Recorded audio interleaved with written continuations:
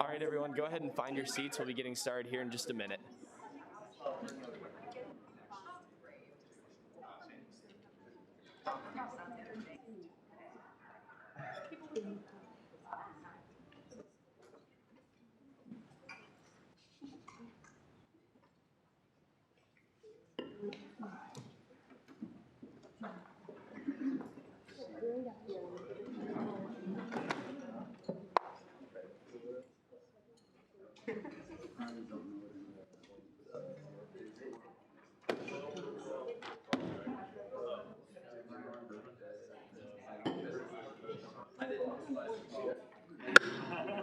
I now call this meeting of the Kansas State University Student Governing Association Student Senate to order. Please rise for the Pledge of Allegiance.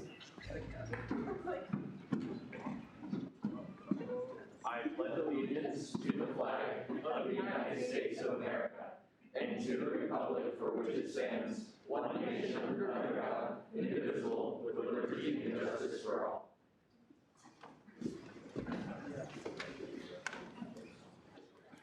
I want to begin our Student Senate meeting taking place on Thursday, October 21st, 2021 with a land acknowledgement. We recognize that Kansas State University, as the first land-grant institution, stands on the ancestral lands of the Kaw people. Our state of Kansas is home to 4 federally recognized Native nations: the Iowa, Kickapoo, Prairie Band Potawatomi, and Sac and Fox. We must remember that the land serving as the foundation for this institution was and still is stolen land acquired by white settlers. We pledge our commitment to creating decolonized spaces at the university while advocating for the support and future success of Indigenous faculty, staff, and students at K-State. And with that, we'll move into first roll call. Thanks so much, Blake, and good evening, everyone. First, Bain. Here. Bannister. Here. Barron. Here. Bellamy. Here. Binkley. Here. Blood. Here. Booz. Here. Brummett. Kahlo. Chapas. Here. Compton. Here. Croslow. Here.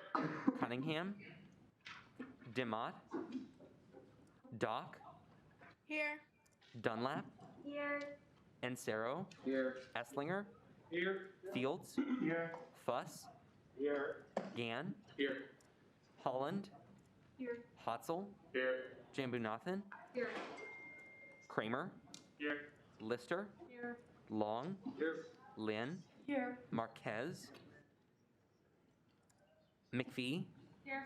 Middaw. Here. Nelson. Here. Pineda Gomez. Here. Porter. Here. Prester. Here. Richenberg. Here. Riffle. Here. Rook. Solomon. Here. Scharnhorst. Here. Spleekel. Here. Thomas. Here. Volgamore. Here. Wallace. Warren. Here. And Willis. Here. Thanks. All right, we have 39 senators present. Awesome. Thank you very much, Nick. With that, we will now move into first open period for the night. And first up, we have Director of Bands, Dr. Frank Trace.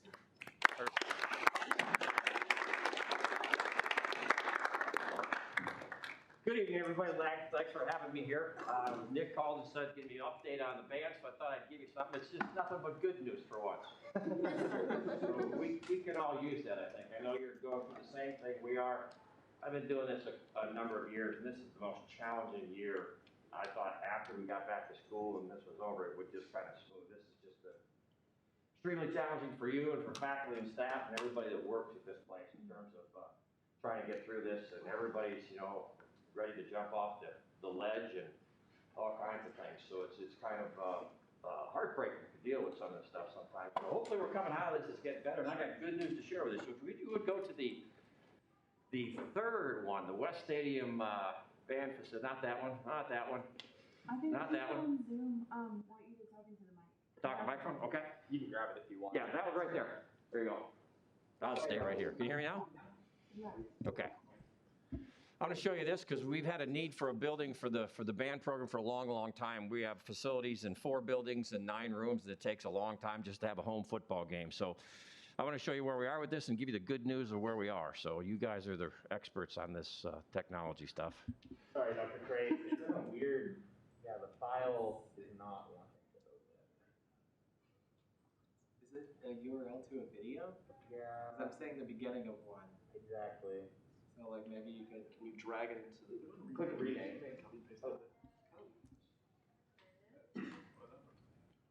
Yeah, that was not.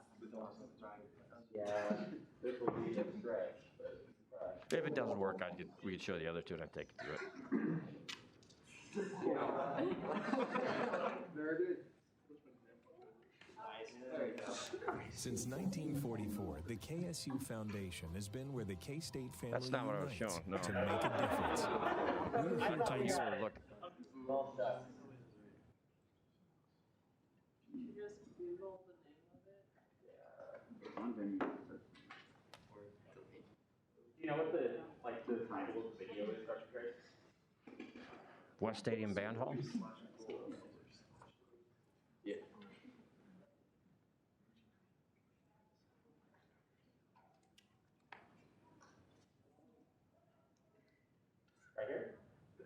That's it.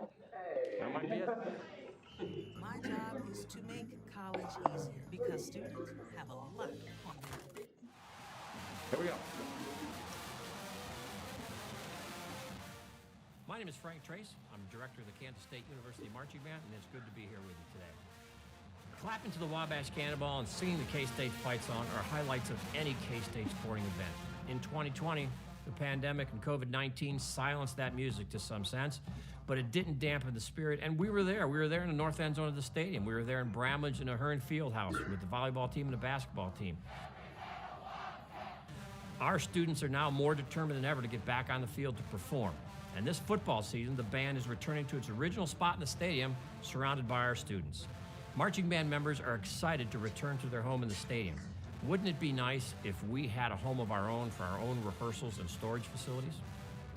This award-winning 400-piece marching band, the pride of Wildcat Land, currently has no one location where we can rehearse, store equipment, and prepare for performances. The K-State Band program is scattered across multiple buildings around campus and must pay rent to use some of these facilities. Renovating the northwest side of Memorial Stadium would finally bring the band together in one place and provide us with a home that is safe, saves time, and saves money. Everybody loves a home. Everybody deserves a home. This band needs a home. This would be our home.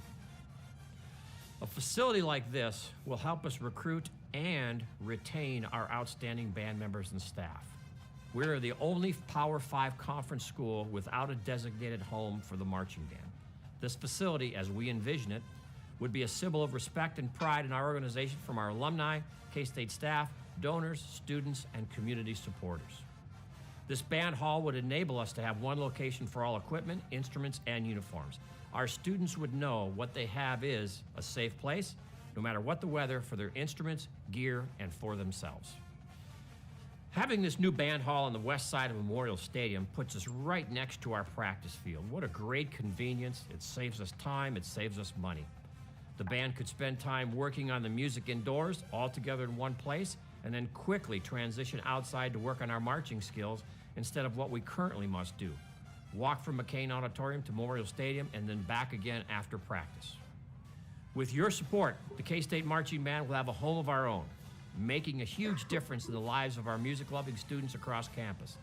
Thank you very much for helping us continue to provide high-quality performances as your K-State Marching Band, the pride of Wildcat Land. That's a video that the foundation put together. We've been pushing this for a long time, and finally, the skillet's hot, and we've gone after this. So there's another, you go to the next one. This is what it's going to look like from the rendition, the drawing. And you can see in the front, that's Stone Street. Yeah, I'm not sure where that, there you go. But that truck there is the one that Eric Stone Street bought for the band a number of years ago. You guys know about that? Eric Stone Street, the actor, bought us. He's a drummer. And I first met Eric Stone Street in 1993. He was a waiter at Applebee's. That's my first year, and I had a 4-year-old little girl and a 2-year-old little girl at the time. And we used to go to Applebee's for dinner, and Eric was the waiter, and he'd come over and do balloon animals. I'm thinking, man, just bring the food. We got to go here. He told me he was a theater major, and I'm thinking, well, man, don't quit your day job here. So who's laughing now about this, huh? Yeah. Anyway, he became a friend, and he comes back to football games and played with the band, and he just looked at us one night and said, you need a truck, so he bought us a truck. And so it's pretty cool of him. So you see that truck there, that's what we're going to do is the front of that is West Stadium. Everybody knows where West Stadium is. It's the opposite side from where the Purple Mask is. And there's 17,000 square feet, something like that, just dirt, humidity, and ungodly high temperatures in the summertime in that room. We store some non-perishable things in there, like podiums and things like that for rehearsals. But that space there is going to be the band hall. It'll be tight, but it's going to be a room where everything fits. So we can have rehearsals right there. If it's going to rain or lightning, right now we have, grad students in charge of weather, and they tell me there's a lightning strike within 15 miles, so we have to stop rehearsal and tell everybody to go.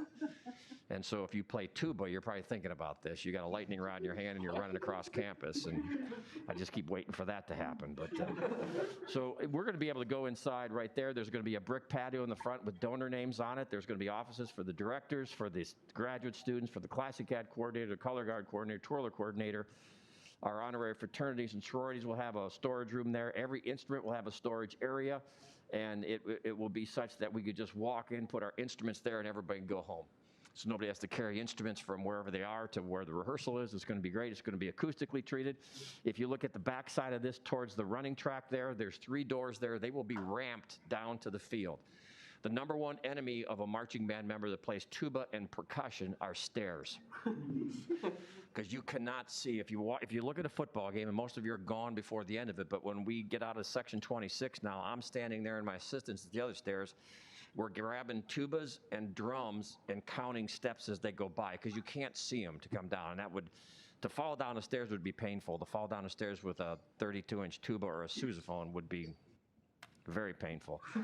So we have ramps that go right out there. There's going to be bathrooms in there. There's going to be a storage room in there for equipment repair that we could go through. The uniforms, everything will be in there. And the best part about this, Dr. Susan Williams is a graduate of Kansas State in the 1970s. She wanted to do an extension and call it the Band Cats Closet. Last year at this time, I found out through the grapevine and called this young person to my office. They're living in their car. They don't have enough money for apartment. They're living in their car and eating whatever they can find. So we took care of that kid, got him some help and got him some scholarship dollars, and he's doing fine. And there's a number of those kids on this campus like that. And so she wants to come up with a Band Cats Closet so that the band kids that are in need of food and things, that they can just walk in there without any pressure or anybody noticing and stuff and just take the stuff. So we will have a Band Cats Closet within the band hall so they come and do it. So it's all going to be in one spot. If you want to go to the other one.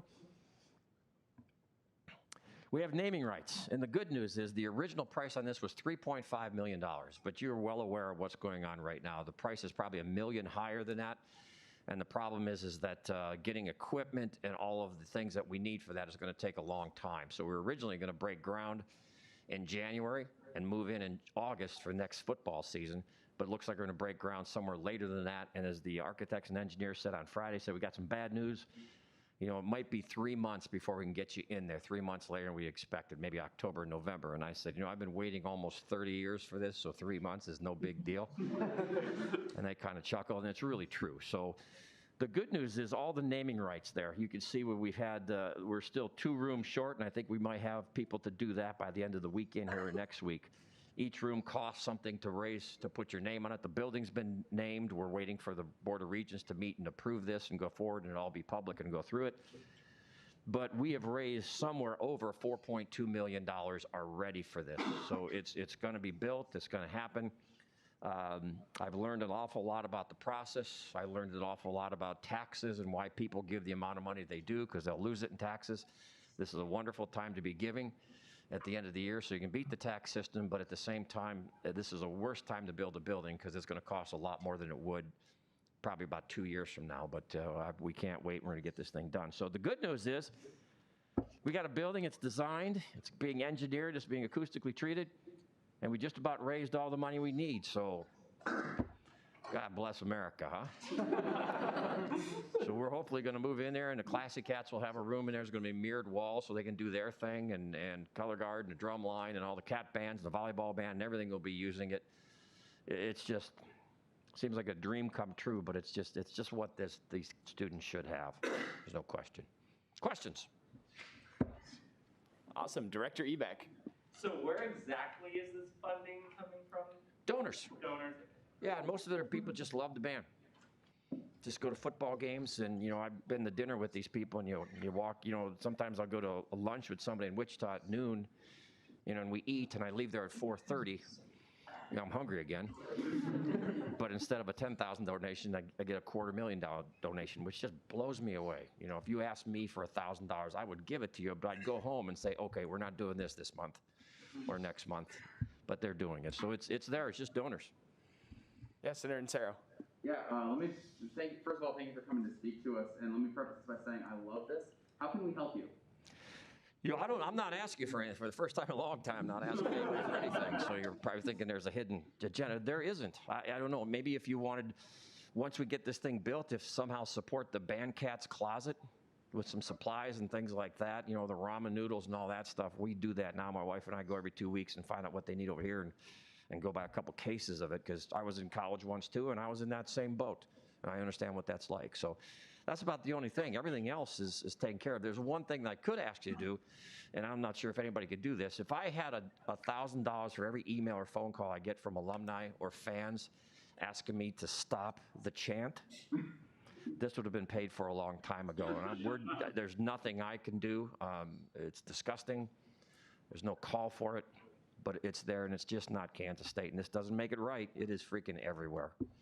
I think the lid on decency has been blown off. There's no question, so. All right, Senator Booz. Yeah, again, thank you for coming out.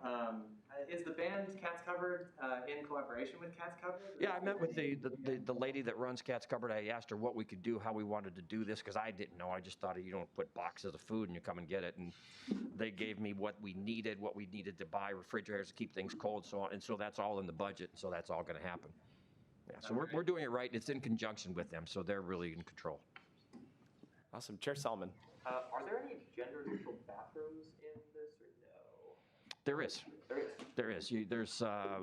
There's more female bathrooms than male bathrooms, and there's one that's gender neutral.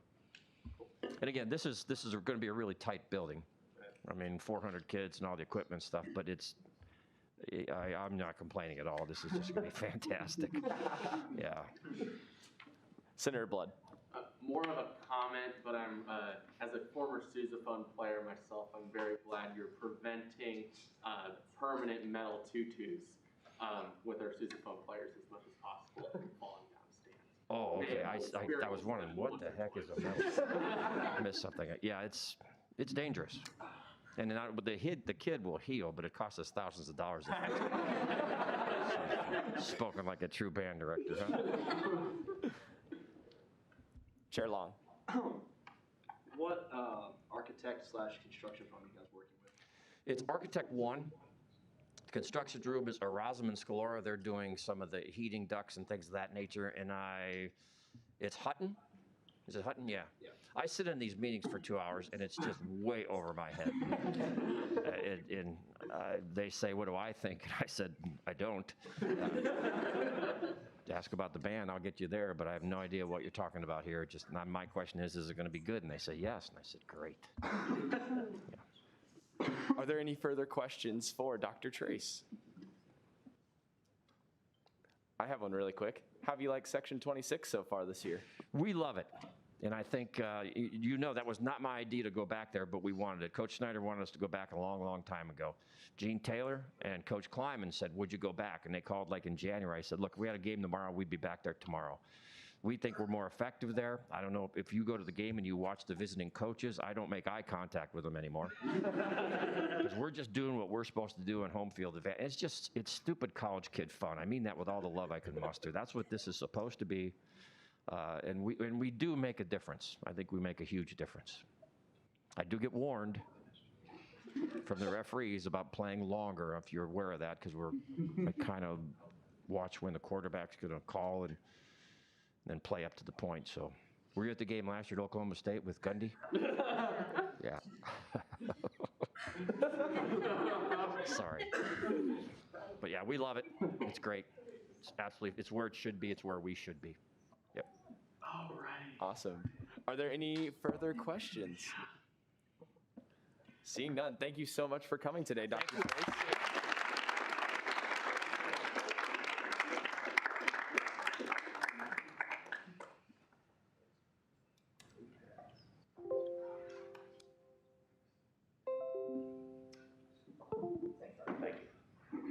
Thank you so much. Thank you. Have a good one. You're welcome.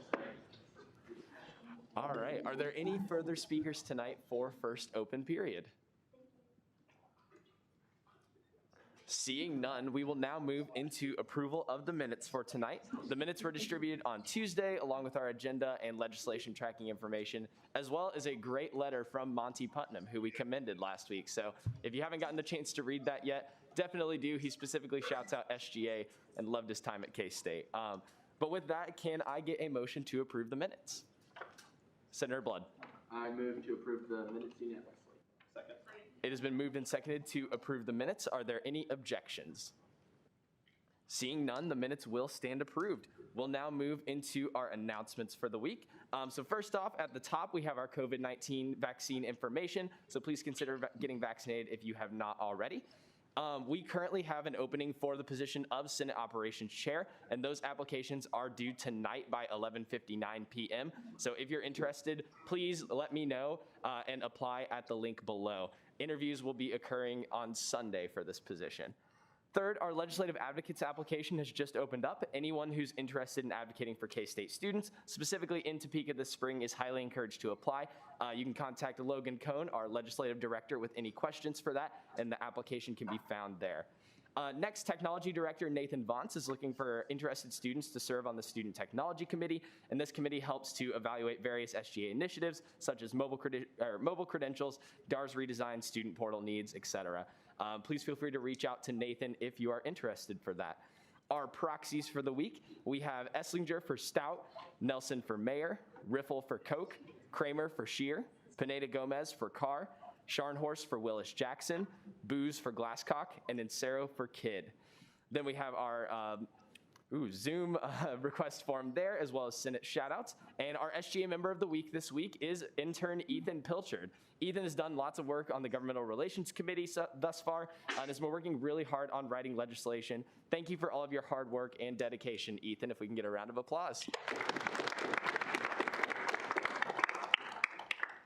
Down below, we have our upcoming events calendar, and our quote of the week this week is, "Just because something works doesn't mean it can't be improved." And that's from Shuri from Black Panther, my favorite non-main Avenger, so love Shuri. Anyway, with that, we will now move into committee reports for the night. Are there any committee chairs who would like to give a report? Chair Richenberg.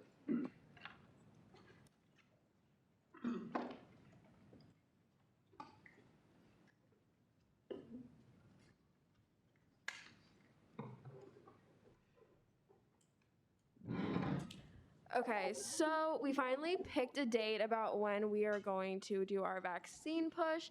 It's going to be November 1st at our meeting time, which is at 5:30. I think we're going to meet at Cold Stone first, get ice cream, just do a little social, and then we're going to go do it. So if that's something you want to do, I know the mask mandate can be annoying, so getting people vaccinated is a great way to help get rid of it. So please participate. But yeah, so something cool we had happen actually this week in GR is we had Derek Jackson from Housing and Dining come and talk to us. There's a couple people in my committee that were a little worried about some of the student wages on campus, specifically CAs and the residence halls. So I just want to provide some information that I was told to you guys. So the normal budget that the Housing and Dining normally works on is $50 million. They're working with about $35 million right now. So they're struggling, but like most of us are. But so CAs are paid about $7.50, which is like 25 cents more than the minimum wage in Kansas. That was concerning, but kind of what Derek Jackson had told us. They had mentioned that it's a lot about supply and demand. A lot of people want to work as a CA, and so thus that they don't need to raise the price as much because they don't need to make it more desirable by students. And they also had mentioned that if we raise the wages in the student halls, that it's going to be less stuff in the resident halls because they have a big hole to fill. And I had asked the question, like, do you plan that the wages might go up as we get more retention, as we have to, freshmen next year have to live in the dorms? And his response was, I think they've had such a big hole from COVID in the dining house that it's going to take probably a couple years to fill that hole and get back to where they are supposed to be. So, yeah, so we're kind of staying steady on that. I know some people might contact other people within Housing and Dining to get a better outlook. But yeah, that's really all I had. So just come November 1st to help GR pass out flyers about vaccinations. That's it. All right, are there any questions for Chair Richenberg? Seeing none, thank you, Marta, for your report. Are there any further committee chairs who would like to give a report tonight? Chair Harmon.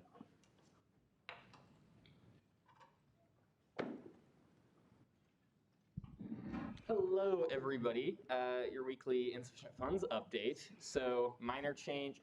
One, so basically, the speaker, student body president, Dowd and Phillips, and I met over the weekend and did most of the work of taking in those impact statements and generating our recommendations. The original timeline was to have those presented to the committee this past Monday. We decided to extend that in order to allow for a little bit of a Q&A period, follow up on any loose ends that we have with any of those entities. So right now, the tentative plan is to go over and introduce those recommendations to the committee this coming Monday. That's mildly complicated because we're beginning the review of Lafine, which included with psychological services is $6.4 million. And because of that, we get to do a great tour, and we're working with Lafine to really get an inside look behind the scenes on everything at Lafine and counseling services. So stay tuned. I'm working with Director Parker right now, seeing what the timeline will be on that tour and how we can best get those recommendations for the callbacks introduced. Other exciting news as part of that Q&A session is we had a really, really great meeting yesterday. Man, it's been a long week. With Dr. Lane, Ethan Erickson, Fran Willebrandt, and Jen Owensby, the admin folks over in Anderson, dealing with all things student life and financial services. And so we got to have a really great meeting with them and go over some of the information and the process and kind of get some of those loose ends wrapped up. So we are very much looking forward to being able to get all of those recommendations first to the committee and then introduced to you all. It's some pretty big stuff, but we are all definitely thankful for the quality of impact statements that we got, and all three of us are really excited to be able, not excited is the wrong word, but happy with the quality of the statements, and we think that we were able to make some really good decisions. So we look forward to getting you all of that information into your all's hands here soon. What questions can I answer about insufficient funds? Senator Booz. Yeah, you mentioned that you had some questions for entities. Yep. And so are there any particular entities that you had questions especially for? Lafine. Lafine's a big one just because it's the biggest piece of the fee, but and questions all over the board, and they range from what positions are currently vacant to everything about reserve accounts, and we did a lot of work on our end on digging into reserve accounts, both on the entity side and within our management from the student services fee standpoint. And so that is a whole nother aspect to this round of callbacks, is both the mid-year budget callbacks and the cash sweeps from reserve accounts. And so based on all of those tools, yeah, those are all factoring into the insufficient funds thing. So questions kind of across the board on all of those different things.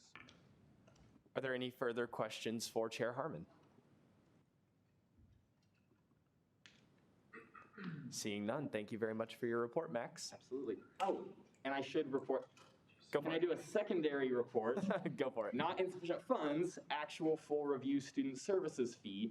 As you all will see it later on in the agenda, as we introduced student design services fee allocation contract renewal last week, the committee met this past Monday. Prior to that, I had a meeting with that entity's director, Audrey Taggart-Cagdis, here in the union. And so we had a really great meeting based on some of the information and feedback that she shared. Some new information came to kind of light with the committee and everything. We hashed some of that out in debate, mainly the impact of the callbacks on the union and student design services. So based on the impact statement the union was able to provide, which included student design services, we got some kind of forward projections on what to expect from that callback, and based on that, the committee used that and adjusted their decision of what was originally a 30% flat cut each of the next 3 years for student design services. Based on the new callback information, they decided to amend that to make that a stepped decrease and make that a little bit easier for student design services to absorb and manage around that really steep decline in their fee allocation. So you all see that change made in your agenda tonight. Instead of a 30% flat decrease, it's a 10, 20, and then a 30% decrease. So ending up at the same place, but taking a little bit longer to get there, mainly due to consideration of the entity's concerns, and I'll address those in my debate, as well as taking in the insufficient funds callback projections. Awesome. Second call for questions for Chair Harmon. Seeing none, thank you again for your report.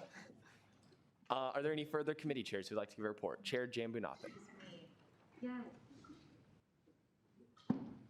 Usually I'm the second row. Such a lot.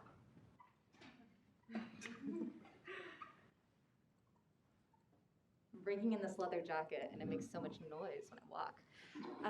I'll keep mine brief. So OCAC, if you don't know, I'm the chair of OCAC. We're starting our open house funding process way sooner than we usually do. If you don't know anything about that, that means that your college council presidents will have to apply for funding in order for your colleges to participate in open house or get whatever supplies that they need. The issue with that is that nobody truly knows anything about college councils. So if you're involved in a college council, if you know the president of your college council, talk to me after Senate, shoot me an email. I'd really appreciate that because I love to give people money. And that's it. Thanks. Any questions? Are there any questions? Seeing none, thanks for your report, Durga. Thank you, everybody. Are there any other committee chairs who would like to give a report tonight?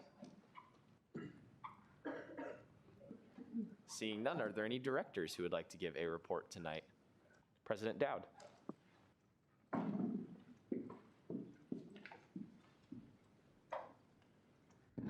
Alrighty, so bear with me on this one. There's a lot of stuff in the works.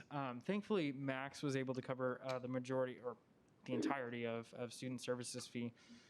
The only thing that I will add, like Max said, I mean, we've met every day except for today since Saturday.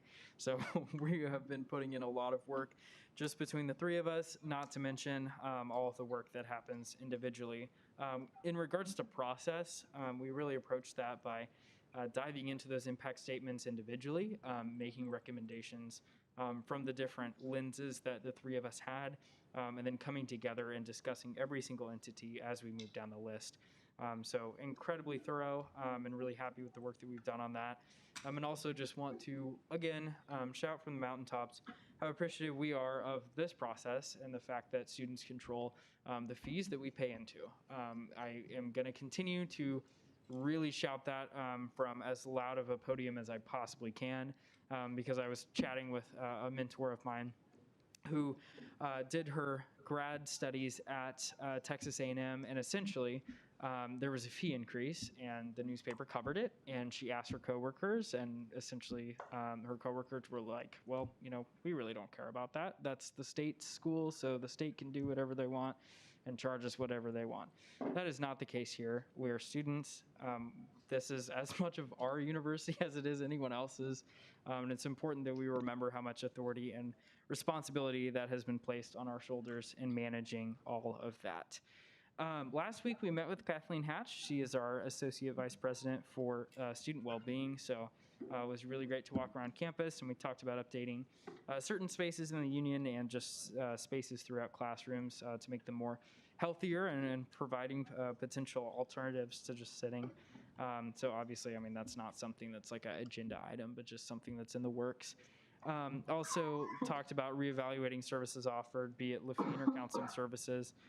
Also mentioned our plans for rolling out menstruation products and hopefully getting support to put those through SCTE funds and implemented on campus. On Monday, Intercultural Leadership Council met, and essentially we just prepared for our meeting with Provost Tabor. Not this coming Monday, but the Monday afterwards. We'll be bringing up different topics such as the Inclusion Coalition, and creating more opportunities for students to get tied in and have those inclusion moments within their classes, something that they're already interested in, instead of just relying on KS Unite to solve all of our issues around inclusivity. So really excited for those conversations moving forward. Also, Chamber of Commerce, I attended their meeting. Well, they had like a pre-retreat chamber meeting and then a non-ex officio. It was only like members of the board could be in that, so I got kicked off of that, but got a great lunch out of it, so thanks, Chamber of Commerce. essentially Boys and Girls Club of, gosh, I almost did it again. In cabinet, I called it Boys and Girls Club, like Gru from Despicable Me. Yeah, Boys and Girls Club of Manhattan, Kansas is looking to expand their space, and they want to purchase the house right in front of them, and so that's considered a historical piece of property, so there's been a little bit of kerfuffle there, so Chamber of Commerce was just voicing the support for that, just because we need more childcare support in Manhattan, Kansas. Also, they're doing a membership drive. The other thing is the STAR report. So I shared this at Cabinet. I think it's still important for all of us to know, just to keep up to date on the city. So the STAR report is related to occupancy ratings or occupancy capacity for Manhattan hotels. So obviously a higher number for the STAR report means that there has been a higher occupancy rate in our hotels. So right now we're at about 58% regarding our September numbers for 2021. This is great news considering that September 2020 numbers were at about 60%. So remaining about trend line. And of course, I think there's, or no, that was September 2017, actually, not 2020. So we're getting back to typically normal levels when it comes to visitors coming to Manhattan. So that's really great news there. TFSC, College of Business and Administration, their fee review was approved. So that essentially means that the fees that we were reviewing, essentially TFSC said, hey, these are good, and everything checks out, and the fees are being used to their intended purpose. There was no dissent on that vote. Okay, moving forward. I mentioned the provost. We're going to meet with him with ILC, and then also myself and Ping Ping, who is the Graduate Student Council president. We're meeting with the provost on Friday. COVID update, I know there's been a lot of talk on Yik Yak. Just want to clarify that there are still decisions that are being made, and I am not going to speak on any decisions unless they have been finalized and made public. On top of that, there will likely be, there will be some news that will come out tomorrow. There will be some news that comes out tomorrow. So that's all that I will say. It regards the executive order by President Biden, and also is related to the amount of the millions of dollars that we bring in for research funding at a federal level. So specifically pertains to that and the executive order. So be prepared for that tomorrow. Also have been working on the candidates for the university president. We have candidates. That's all that I can say. We have plenty of candidates to the effect of we have added potentially a third day of first round interviews. So there are enough qualified candidates who are worthy and deserving of a first round interview that we've added potentially another day to that cycle. So I would say that that's really, really good news, that we have a really long list of highly qualified people. KBOR Student Advisory Council is going to meet this Wednesday. Our letter got leaked. Don't really know how that happened. But essentially it was calling for more support of more university attention around sexual violence prevention and awareness. Strategic Enrollment Management is going to meet next Thursday, and like always, or not like always, just heads up, homecoming is next week. Very excited for that. It's going to be a fun time, so definitely participate and do your best to cheer on the Wildcats. Any questions? Are there any questions for President Dowd? Seeing none, thank you for your report, Michael. Are there any further directors who would like to give a report tonight? Seeing none, I have a report. Hello, everyone. So just a couple of things from me tonight. First, the Student Senate Interest Survey that I was pushing a couple weeks ago, I am going to be starting to go through all those responses this next week. And really, if you marked yes for you wanted to be connected to other people who are passionate about the same things you are, I will be making those connections hopefully next week. I've had test heavy week last week, project heavy week this week, so I will be starting on that now that I'm a little bit more free school-wise. So be on the lookout for that starting next week. The other thing that I have tonight is our new Org Central. So, as you all may know, we are transitioning over to a new Org Central platform. And as part of that, our membership in our current system is going to be transferred over to the new one. In order for that to happen, I need everyone to make sure that they are on our roster right now. I believe that these transitions are happening tomorrow. So please, if you are not a member of Student Governing Association on Org Central, please let me know and I can make sure to get you invited to that so that we can get you transferred over to the new one. I know there's a few people out there who I've been spamming emails to lately to accept the invitation. So please do respond to those. Those are not scams. That's me. Please make sure that you've joined that if you have not already. And I'll take any questions. Senator Booz. Yeah, can they join after we move to the new Org Central system? Yeah, so you can definitely join after. This is just a nice, easy way to transition over. I personally don't know how to add new members on the new one yet. So since I know how to do it, it'd be very helpful if I did it now rather than later. So any further questions? Caucus Leader Volgamore. Do you have like a brief or quick timeline of when organization leaders will have access to that new system and when that's going to kind of transition will take place? Yeah, that's a great question. Kelly, I know you're on Zoom. Would you want to speak a little more about that potentially? Sure. Sorry I'm not joining you all in person tonight. I miss you all. Yeah, so we are in the final weeks of getting the new Org Central platform up and rolling. We will have an announcement that will go out on November 8th in K-State Today. And November 8th is the day that the new platform will go live.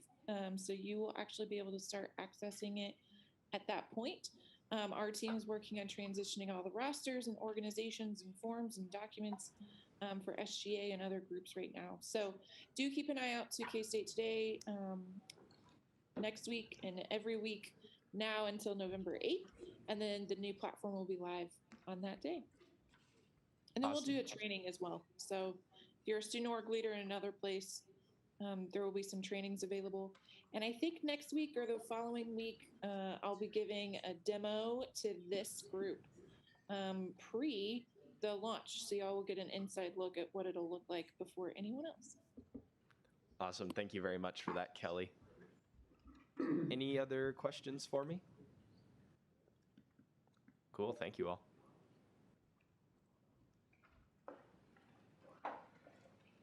Alrighty, unless there are any further directors who have a report tonight, we will go ahead and move into approval of the allocations. Is there a motion to approve the allocations? Senator Scharnhorst. I move to approve the allocations. Second. It has been moved and seconded to approve the allocations. Are there any objections? Seeing none, the allocations will stand approved. We will now be moving into final action for the night. First up, we have Bill 212219, amendments to the KSU SGA bylaws concerning the Privilege Fee Committee. Will the author please come forward? Senator Scharnhorst. I move to consider Bills 19 and 21 jointly. Second. 20 and 22. So these bills have already been considered. Is that a motion for a bulk roll call? Yes. Gotcha.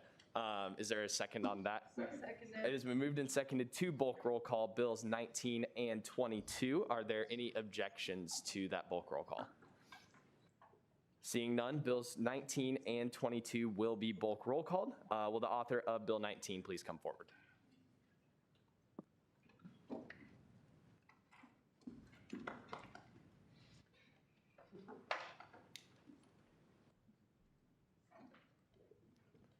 All right, have any changes been made? Gus, you had some changes that were made, didn't you? There were some things you sent to Blake, I thought. Yeah, so it was just like some basic spelling stuff, although I noticed something on 22, that there's like a space between letters in Kansas in the second whereas one. Gotcha, I'll get that marked down once it's up.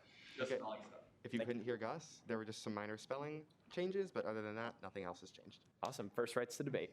Thank you. So first of all, I think that this is generally something that we've all been kind of waiting for. It's taken ops a little bit of time because we've had a very busy start to the term, but now that it's here, I think it's something that you should consider voting yes on because it just makes it consistent with the direction that the university wants to head in the sense of like making our tuition and fee structure more inclusive in its naming practices, because I think we can all agree that privilege fee was a little privileged.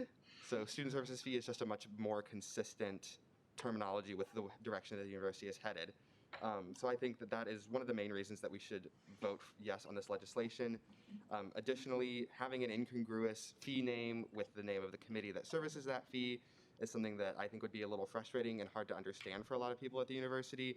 I know that there's not a lot of students outside SGA that have to deal with the Student Services Fee Committee on a regular basis, but to know that we pay the Student Services Fee, but then go and try to communicate with a committee that doesn't have that same name could be a little bit confusing since the privilege fee doesn't exist at the university anymore.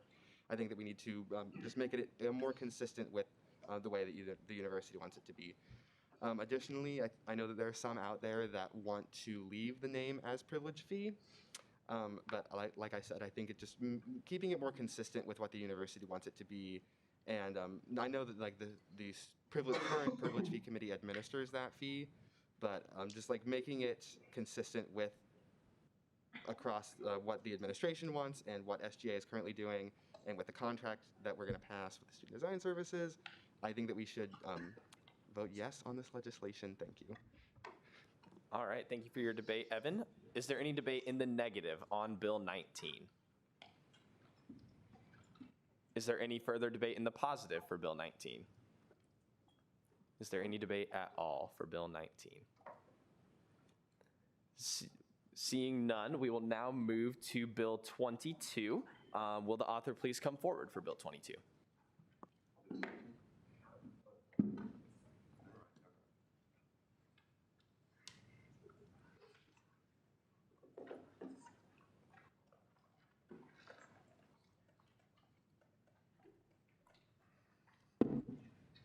So, sorry, I sound sick. I think I have a cold, but I don't really know if there's been any changes made. You might have to ask one of the Senate op people. I was late to the meeting, so. Yeah, I mean, we changed a bunch of grammatical stuff to basically align it with the statute, what's in the statutes better. Gotcha, thank you. Mason, you have first right to debate. I don't know why you would vote no on this. It just cleans everything up and works well, and keeps everything in line for the future. So I don't think there really should be much of a debate here. I think you all should vote yes. I will take any questions, and if you ask, I got hit by a door. There's nothing crazy that happened with my face. Thank you very much for your debate, Mason. Is there any debate in the negative on Bill 22? Is there any debate in the positive on Bill 22? And is there any further debate at all? Seeing none, we will now move into a bulk roll call vote on Bills 19 and 22. Thanks so much, Blake. All right, so for anyone who maybe isn't familiar with bulk roll calling or needs a refresher, all your options are the same as normal voting: yes, no, pass, or abstain. But you'll vote on both 19 and 22 at the same time in that order, please. So yes to both, no to both, pass to both, I guess. Yeah, pretty simple. Yes to one, no to the other. Yes, that is also an option. Okay, first, Bain. Yes to both. Bannister. Yeah. Barron. Yes to both. Bellamy. Yay to both. Binkley. Yes to both. Blood. No to both. Booz. Yes to both. Brummett. Collo. Carr. Yes to both. Chappas. Yes to both. Compton. Yes to both. Croslow. Yes to both. Cunningham. DeMott. Yes to both. Dock. Yes to both. Dunlap. Yes to both. Ansero. Yes to both. Esslinger. Yes to both. Fields. Yes to both. Fuss. Yes to both. Gann. Yes to both. Glasscock. Yes to both by proxy. Holland. Yes to both. Hotzel. Yes to both. Jambunathan. Yes to both. Kidd. Yes to both by proxy. Koch, Yes to both by proxy. Kramer, Yes to both. Lister, Yes to both. Long, Yes to both. Lynn, Yes to both. Marquez, Yes to both. Mayor, Yes to both by proxy. McPhee, Yes to both. Mado, Yes to both. Nelson, Yes to both. Pineda Gomez, Yes to both. Porter, Yes to both. Prester, Yes to both. Richenberg, Yes to both. Riffle, Yes to both. Rook, Solomon, Yes to both. Scharnhorst, Yea to each. Shear, Yes to both by proxy. Spliegel, Yes to both. Stout, Yes to both by proxy. Thomas, Yes to both. Volgamore, Wallace, Warren, Yes to both. Willis. Yes to both. Alrighty. On a vote of 47 to 1 to 0 on both pieces of legislation, they both are approved. Senator Scharnhorst? You forgot to list someone in the roll call who is a proxy, or who has been proxy. Oh gosh. Jackson Willis. Oh yes. Yeah. I'm so sorry. I did forget to call Jackson Willis. Yes to both. By Thank you. On a vote of 48 to 1 to 0, both bills are approved. Awesome. Thank you all very much. We will now move on to Bill 20 for the night. Will the author please come forward? Senator Booz. I move to bulk roll call bills 20 and 21. Second. It has been moved and seconded to bulk roll call Bills 20 and 21. Are there any objections? Seeing none, Bills 20 and 21 will be bulk roll called. Gus?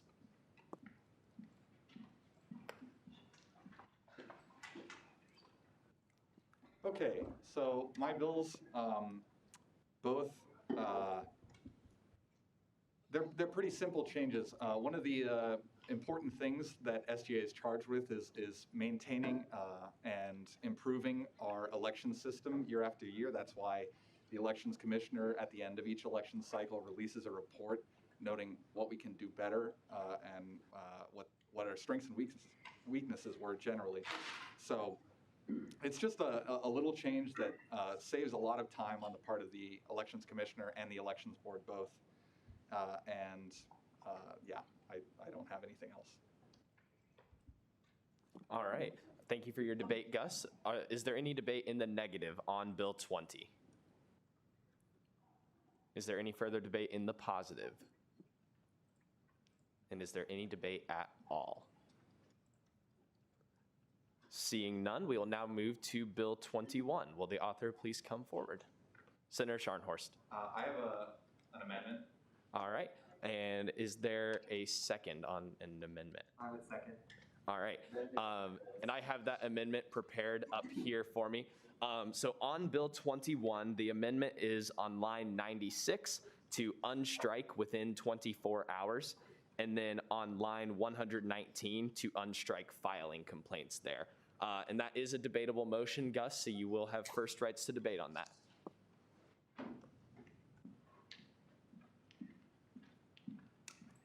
I know we can't amend amendments, but I'd love to add a comma to the end of filing complaints. I agree. Consider it added. Okay, cool. Okay, so this amendment, it's always scary when someone amends something on the floor, but it's just because when I was in Ops committee with Ops people, we missed this small thing that Reed told us to look at that I just forgot to note down. So the thought is that if we remove the 24-hour limit on when people can file complaints due to elections violations, it can lead to some potential problems with people, taking evidence of a violation and pocketing it as a threat to the, opposition or whatever. It saves us a lot of hassle to just leave it as is. So that's what this does, is just undoes some changes that I thought might be interesting, but as it turns out, are not good. Awesome. Thank you for your debate, Gus. Is there any debate in the negative on the proposed amendment?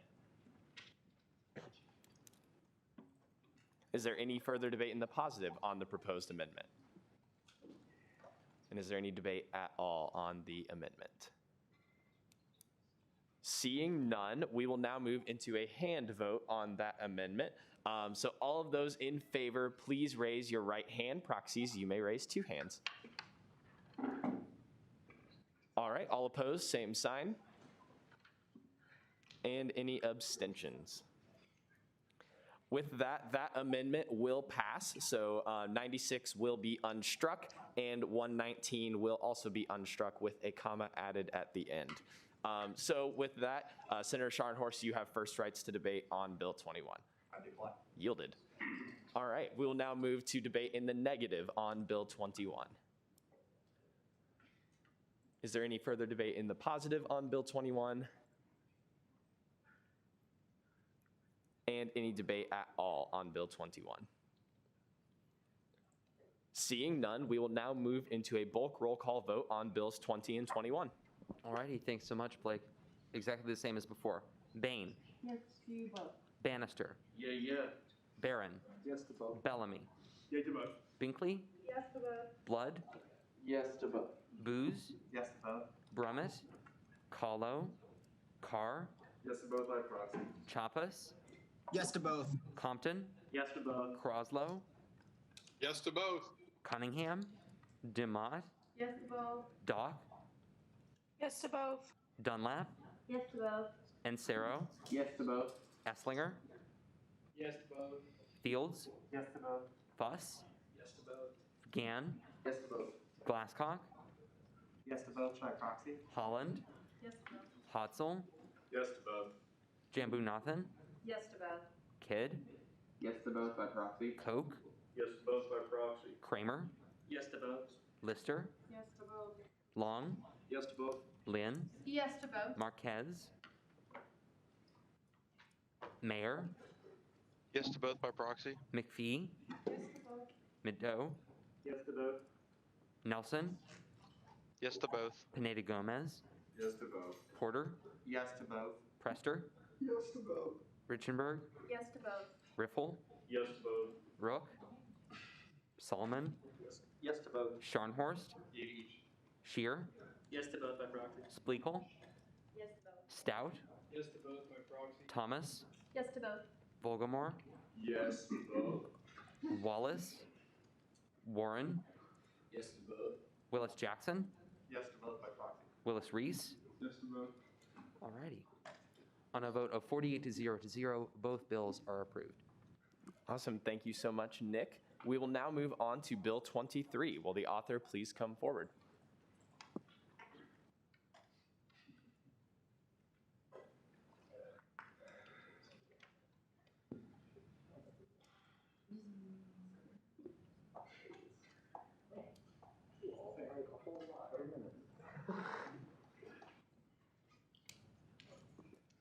All right, have any changes been made? They have very important changes. Instead of a flat 30% cut like I mentioned before, it's a 10%, a 20%, and then a 30% decrease for FY 23, 4, and 5 respectively.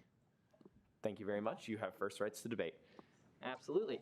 So I urge you all to vote to approve this. The Student Services Fee Committee spent a lot of time going through both the presentation and Q&A process with Student Design Services, as well as the impact statements and all of the information that they could get their hands on. Not only that, we did up all of the math and everything on the side and went through all of those pieces, but then we also went through what the process is meant to do. We made our initial decision, and sometimes the committee overlooks one important piece of information, or like in this case, new information comes to light, like with the projected callbacks based on once those impact statements were put in.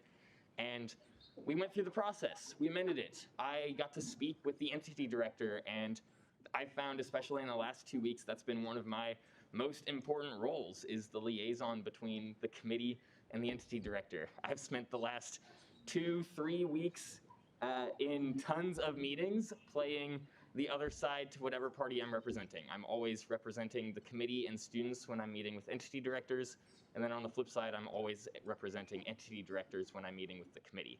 And so I got to see both sides of that process and truly play out all of those communication channels, and I think this was a win of that process. I've communicated with Audrey since we made that change, and She recognizes that while things are going to be tough, she was really, really appreciative of the committee's due diligence and work to make this change, and looks forward to the future and some of the changes that Student Design Services is going to make in the future. Based on that role of my being a liaison, I told Audrey that I would also like to use part of my debate and my speaking rights to share some of her thoughts on the entity, and so I'll enlighten you all a little bit on the process and everything. So during my meeting with her, she expressed some concerns that any entity director would express when facing an immediate 30% cut. And so we got to go through all of that, particularly the concerns over having to terminate students mid-year, especially amidst the insufficient funds callback process. And so that was one of the biggest adjustments and reasons for the adjustment. Was the reason for doing this stepped decrease is to allow for student workers to graduate and for vacancies to open up and then naturally be consolidated in with the current people remaining, instead of going straight to the 30% cut and having to terminate student employees when they were expecting to have a position coming back in the fall. No doubt throughout this process, those circumstances may still arise, but it is certainly the goal with the long-term review and with the long-term budget adjustments to try and minimize those pain points as much as we possibly can.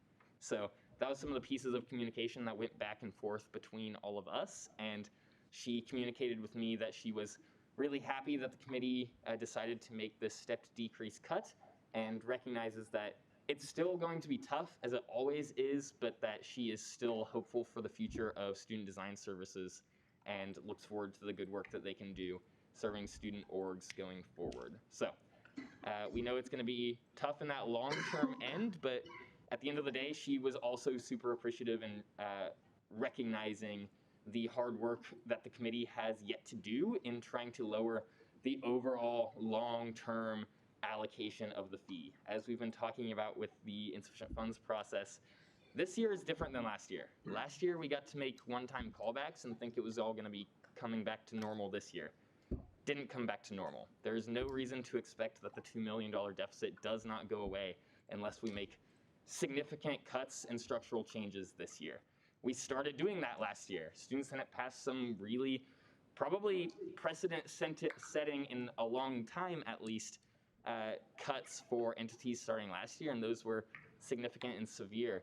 And so we've started that process, and this year is kind of round 2 of that. So this is kind of all still in the wake going through here, and part of the painful process of lowering that overall ceiling of the total allocation in perpetuity.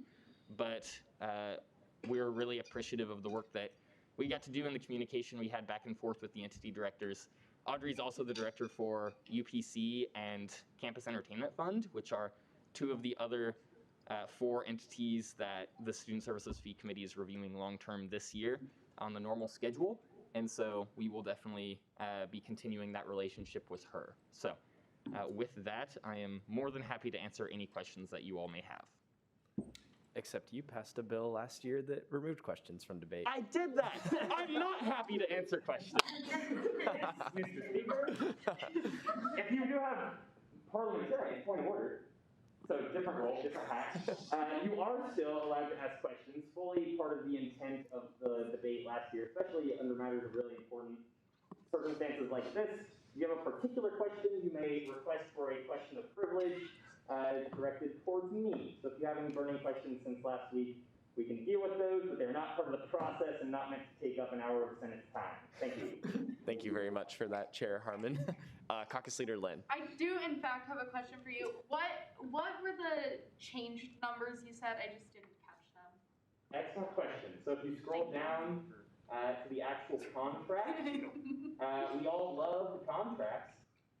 This final number, this 41,928, that would have been what was for all 3 years. So this is the 30% cut, 47,918 is 20%, and 53,907 is 10% of their current allocation, which is listed higher up in the whereas. Okay, thanks. Yep. Senator Booz. This is also a question of privilege.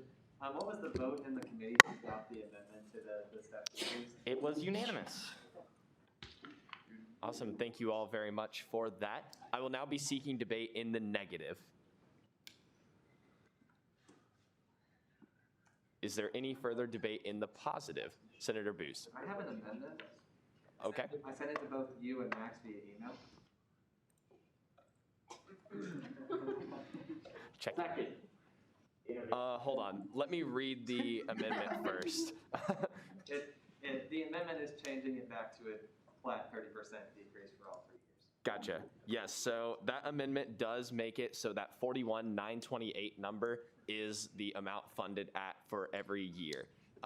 So back to the original form. Senator Blood, does your second still stand? Yes. With that, Senator Booz, as that motion is debatable, you will have first rights to debate.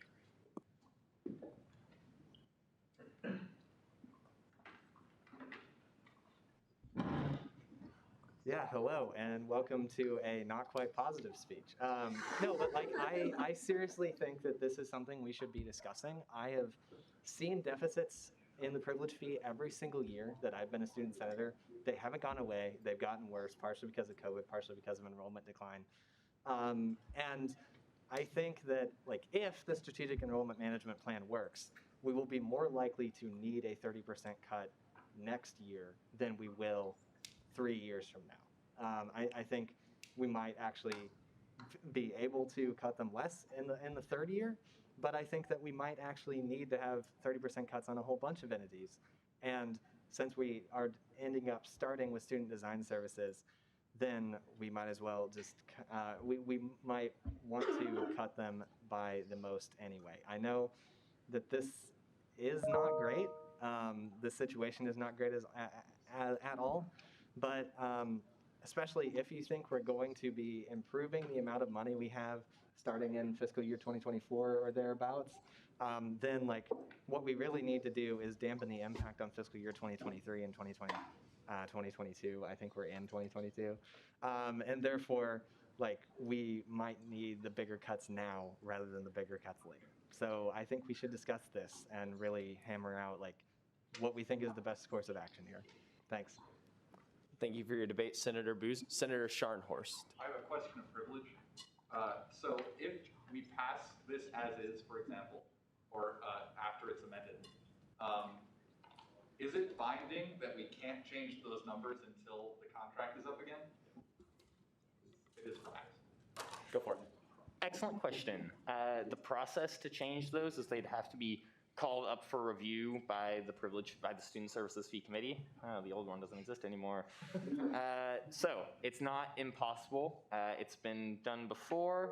We also can get creative on the timing of a review. So it doesn't always have to take the full 3 weeks, especially in the future, if it wouldn't be more like a technical change or anything like that, it normally takes 3 weeks and adds it to the committee schedule. Thank you, sir. Alrighty, thanks so much, Max. Leader Lynn. Thanks. I have a question. If we were to do the like flat percentage cut, how many student jobs would that affect? Do we have like a specific number for that? That is a good question. I will speak a little bit to that in my debate. Awesome. All right. With that, I will now seek debate in the negative. Chair Harmon.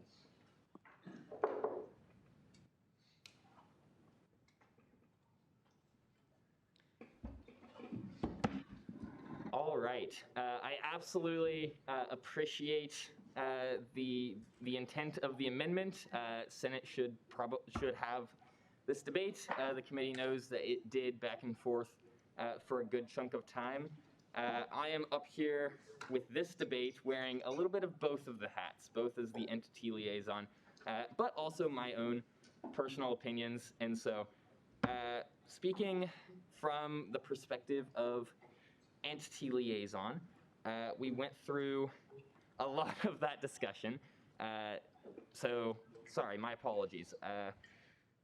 Should have gathered up all of these thoughts first, but went through all of the debate on whether or not to do a 30% flat or do it the stepped way. This is going to include a couple of the different philosophies that are especially relevant, as well as we make these insufficient funds callbacks. So some important pieces of context. The Student Services the student design services received a 20% cut during last year's callbacks, and based on the insufficient funds, impact statements, and everything that we shared with the committee. So I will go ahead and share that with you all. The impact statements provided by the union and what is projected to be one of the recommendations from us for the callback for this year is also a 20% decrease. And so that is some of the context. When the first time came around, when the committee made the decision to do the 30% flat cut, it was in response to student design services having a significant carryover balance. And I am pulling all of that up right now. But the intent of that, the committee felt that they were able to handle the 30% cut initially because they had these reserves kind of standing in their operating account. With these sets of insufficient funds callbacks, they are definitely not going to be able to absorb that. And Senate can definitely hash out the merits of the value of terminating all of those positions all at once. Switching over to both hybrid of all of my opinions. Especially, this is purely my debate. So it is my experience in the past couple of weeks dealing with all of these entity directors. It's a very weird balance that we have to strike. We have to strike getting all of these cuts called in and everything, while also doing it in a way that protects the sustainability of the entity and preserves some of those relationships as well. So these are, in my opinion, I thought we struck a really good compromise when we came to the 10, 20, 30% steep decrease. We still reached the end goal of reducing the overall fee. If you do the math out on the amount of money that's gained by doing the flat percent cut, it's about $18,000, which in the span of a $2 million deficit, this is my opinion and my debate, I think the value of preserving the ability of the entity to absorb that cut and preserving that relationship is worth more than $18,000. I think we have, based on our recommendations that will be coming out soon, I think we will be able to absorb that $18,000 with the deficit. And I think the most important goal to consider is making sure that we're getting down to the overall lowering in the long term. So I wholeheartedly appreciate the intent behind the amendment, but getting to see all of those sides of the conversations and hashing out and hearing also the committee's discussion in the meeting, I will 100% let them speak for themselves. I encourage them all to come up here and also share their thoughts. But from my perspective, I would very much value the 10%, 20%, and 30% stepped decrease for the reasons of allowing to follow the current university model of having the hiring freeze and consolidate vacancies as they come up instead of terminating students kind of partway through their position, and also giving the entity directors time to adjust their budgets and be able to make use of the dollars they have left to kind of restructure and reorganize. So those are some of all of my thoughts. Yep. Thank you all. Awesome. Thank you for your debate, Chair Harmon. Is there any further debate in the positive on the proposed amendment? Is there any additional debate in the negative on the proposed amendment? Senator Bannister.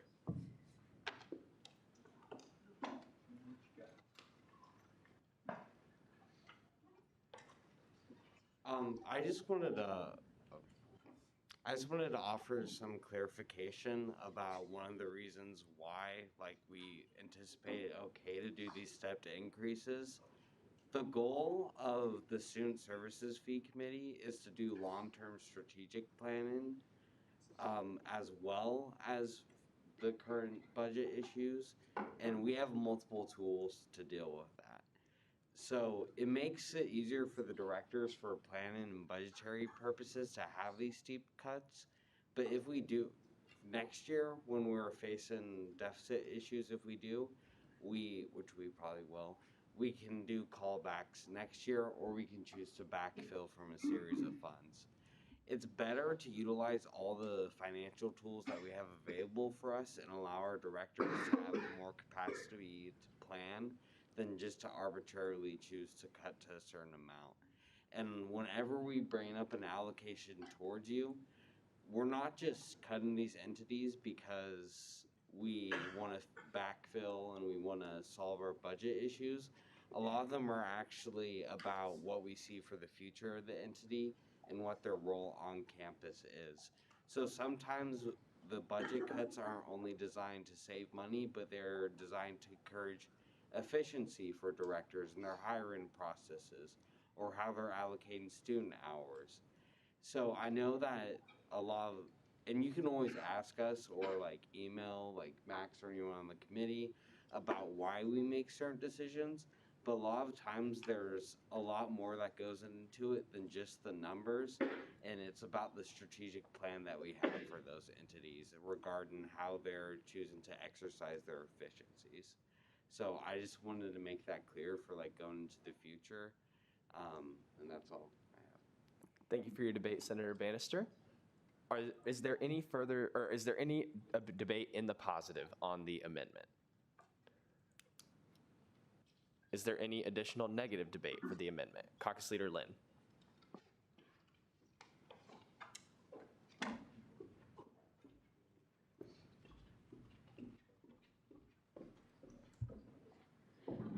Okay, I want to make it very clear that I am quite possibly the last person in this room who should be talking about like numbers or anything. And maybe it's because I'm a particularly empathetic person who cares a lot about pathos. But regardless of the numbers, and we can sit here and throw around these dollar signs all night long, I think it's really important to be keeping in mind those specific students that we're still supposed to be representing. If we allow the entity to absorb those hiring freezes and those cuts over a series of several years, we are not just going to be coming up to a student next fall and saying, oh, sorry, you're kind of out of luck. And I think it's just important to remember in the midst of like making all of these really big decisions with really big dollar amounts that like, that's super important, but the people we're here to represent are the students, and thinking about those individual perspectives is something that I think can get overshadowed a lot. So I would really recommend taking that into consideration when we're voting on this tonight. Thank you for your debate, Caucus Leader Lynn. Is there any debate in the positive on the amendment? Is there any additional negative debate for the amendment? And is there any further debate at all on the amendment? Seeing none, we will now move into a hand vote, so same as the last amendment. All those in favor of the amendment, please raise your right hand. All those opposed, same sign. All right, the nays have it. So with that, the amendment will fail. Bill 23 will be represented the same as it was on the agenda, and I believe I was at negative debate on this bill. Is there any debate in the negative on Bill 23 as is? Is there any further debate in the positive for Bill 23? And is there any additional debate at all on Bill 23? Seeing none, Nick, if you'll take us into a roll call vote. Alrighty, everyone, only one choice this time. Bain. Yes. Bannister. Yes. Barron. Yes. Bellamy. Yes. Binkley. Yes. Blood. Yes. Booz. Yes. Brummett. Kahlo. Carr. Yes, by proxy. Champas. Yes. Compton. Yes. Croslow. Yes. Cunningham. DeMott. Yes. Doc. Yes. Dunlap. Yes. Ansero. Yes. Esslinger. Yes. Fields. Yes. Fuss. Yes. Gann. Yes. Glasscock. Yes by proxy. Holland. Yes. Hotzel. Yes. Jambunathan. Yes. Kidd. Koch. Yes, by proxy. Kramer.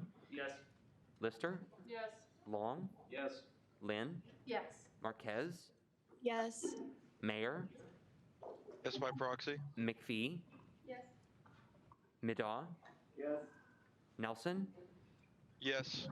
Pineda Gomez, Yes. Porter, Yes. Prester, Yes. Richenberg, Yes.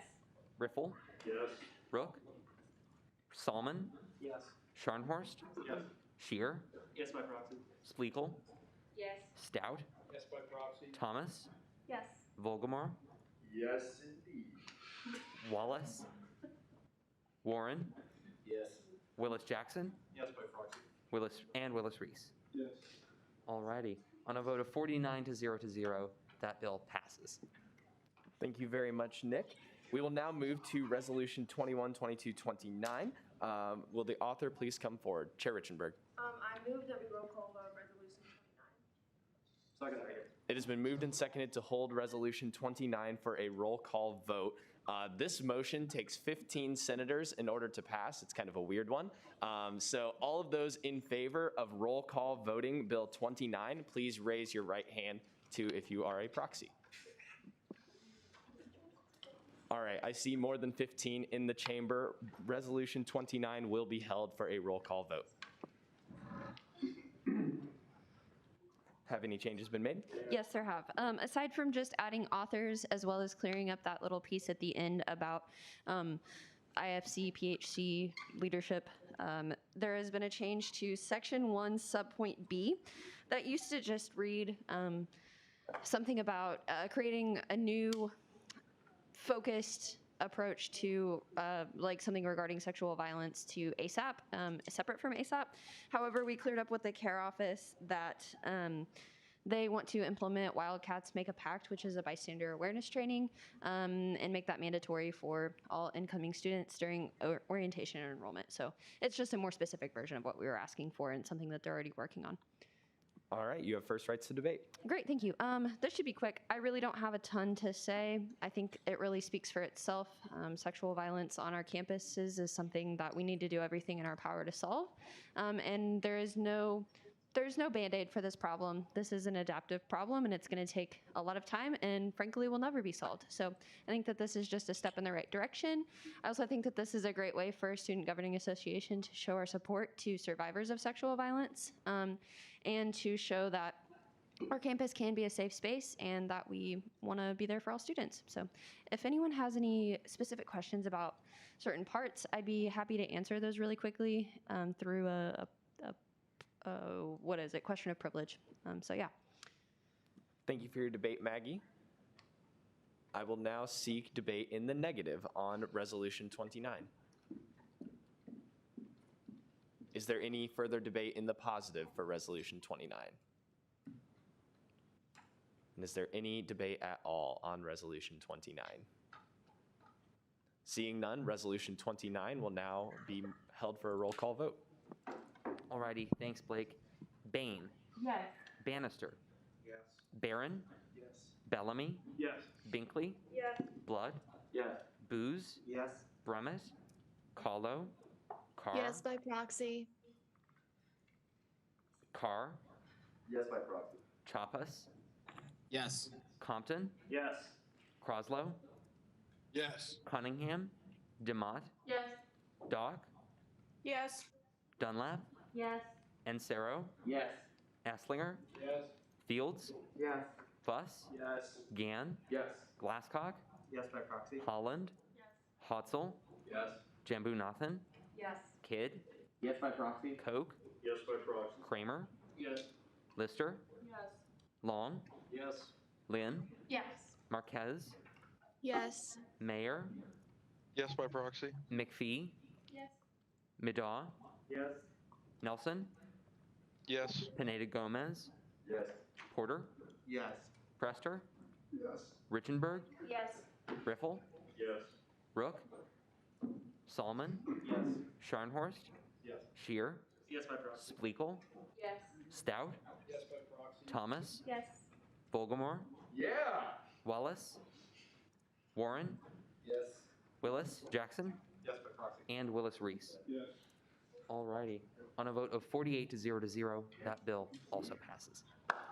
Awesome.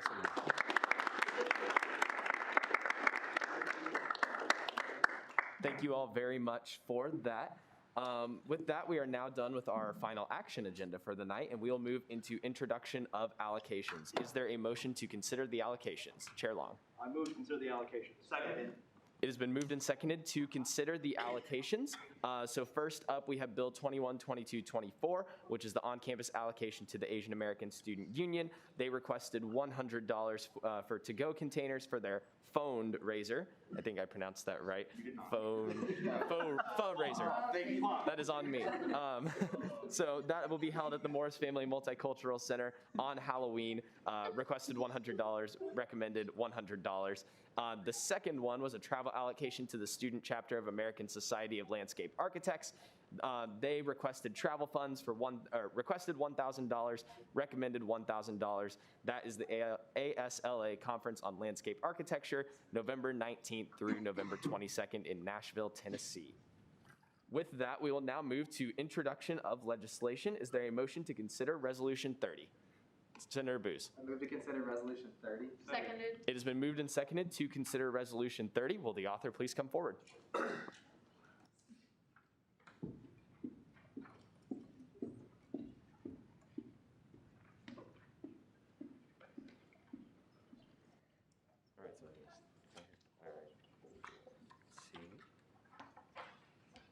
Very back.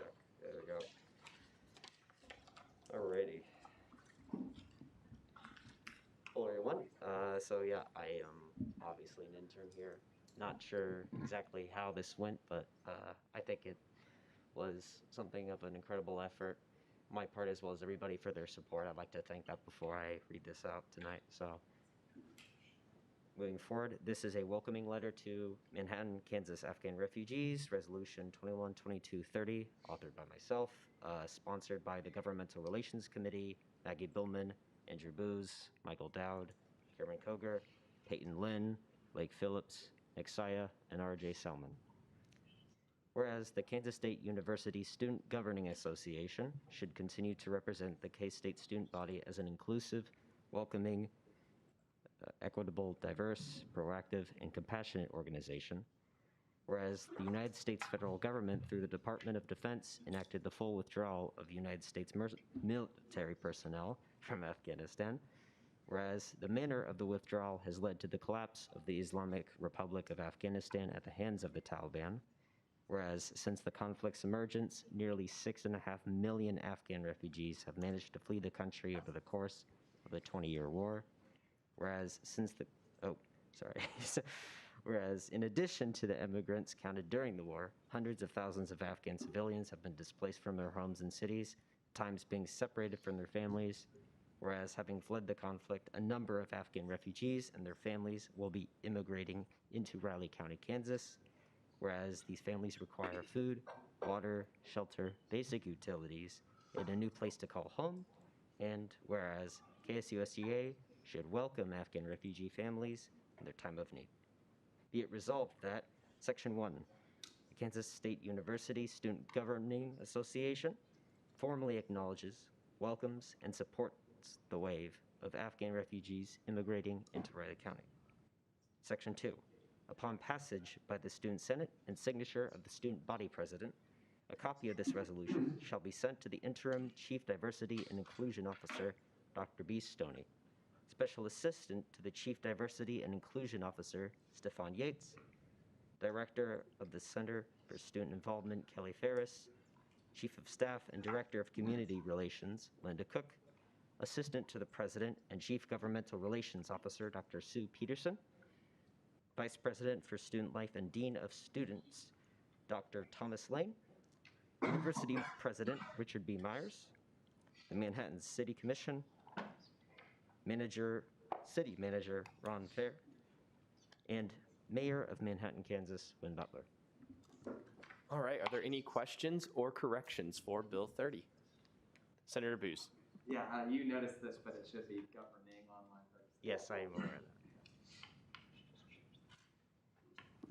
Thank you, Senator Scharnhorst. I believe there should be a comma after Manhattan online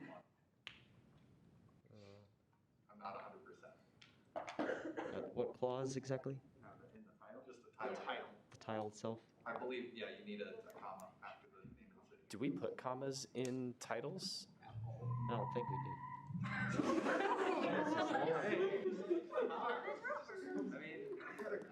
Well, there they are. Okay. No, I don't have. That is grammatically correct. I'll add that comment. All right.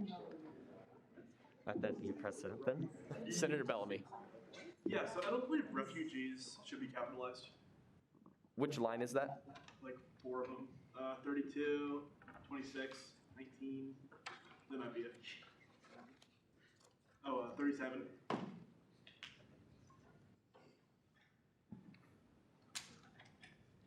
Thank you for that. Are there any further questions or corrections on Resolution 30? Seeing none, thank you very much, Ethan. With that, we will now move into second open period for the night. Are there any speakers for second open period? Vice President Koger. I'm sorry, this is going to be very brief, so I'm not even going to go up there. I love commendations. I just like to encourage you all to continue writing them. Read what Monty Putnam had to say about them. I mean, that letter doesn't make you smile. I'm going to kick you. I think our body can do more to uplift the people of our community, and I mean, that's a really special privilege we're bestowed with. So, write commendations. Yes, thank you very much for that, Cameron. Monty was extremely grateful to receive that. We actually got the chance to talk to him on Saturday before he went to the game, and really awesome guy, and he was really appreciative of our efforts to welcome him to Manhattan. So big shout out to you, Cameron, for writing that commendation. So are there any further speakers tonight for second open period? Seeing none, Nick, take it away with Senate shoutouts. Alrighty, thank you so much, Blake. Shout out to Senator Porter's impeccable overcoat. Shout out to Nick and Blake for that fist bump of, and this is written down, bro-ness. Shout out to Evan Porter for encouraging me through all of my bad decisions. Love you. Great committee report from Short Queen Marta. Shout out to Durga for giving away all of our money. Props to Max for filling in as parliamentarian and for being awesome as chair of student services fee. To Max, Blake, and Michael, thanks for all the great work on the callbacks. You rock. Shout out to all of the grad senators. Thank you so much for all the work you do in representing the grad school. Shout out to the door that hit Mason Prester for giving us all a chuckle. Shout out to Billy Croslow for emailing me about college councils literally a second after I got back to my chair. Shout out to Senator Prester for presenting and debating tonight. Shout out to Peyton Lynn for being overall pretty great. Shout out to Peyton for standing up for students and student jobs. Shout out to Sweater Weather. It's been less than a week, but I'm already missing sweet, sweet Monty Putnam in Manhattan. Shout out to Laura Bain. She goes to a ton of meetings and always has a smile on her face. Absolute superstar. Shout out to Brian Blood. In the most endearing way possible, you're like the student senate version of a WWE bad guy. I'd compare you to Hacksaw Jim Duggan. Shout out to Michael Dowd. ... in a tan jacket, ... abhorrent. Thanks, Blake. That mispronunciation was pretty phony. Ethan Pilchard, for your first piece of legislation, signed a proud member of GR. Shout out to Tram. She is to SGA as LeBron James is to basketball. Shout out to Brian Blood's outfit. Shout out to Nick's getaway car leaving early. Shout out to Ethan for writing and reading his first piece of legislation. Shout out to Cameron's unique and aggressive positive reinforcement style. And finally, perpetual shout out to Senator Slinger, I don't believe that's anyone, best looking legislator and king of the College of Agriculture.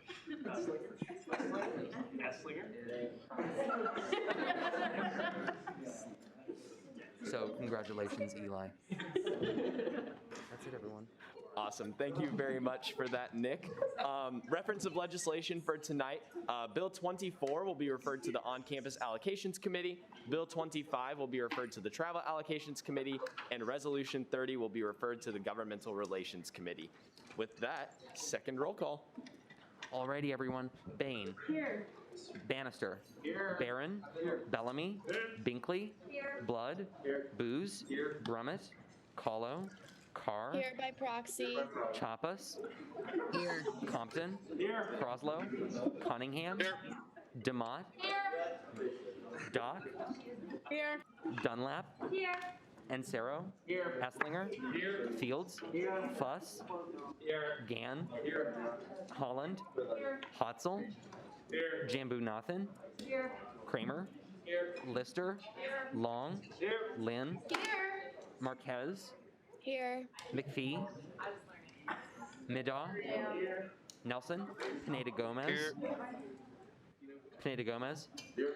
Porter. Here. Prester. Richenberg. Here. Riffle. Here. Rook.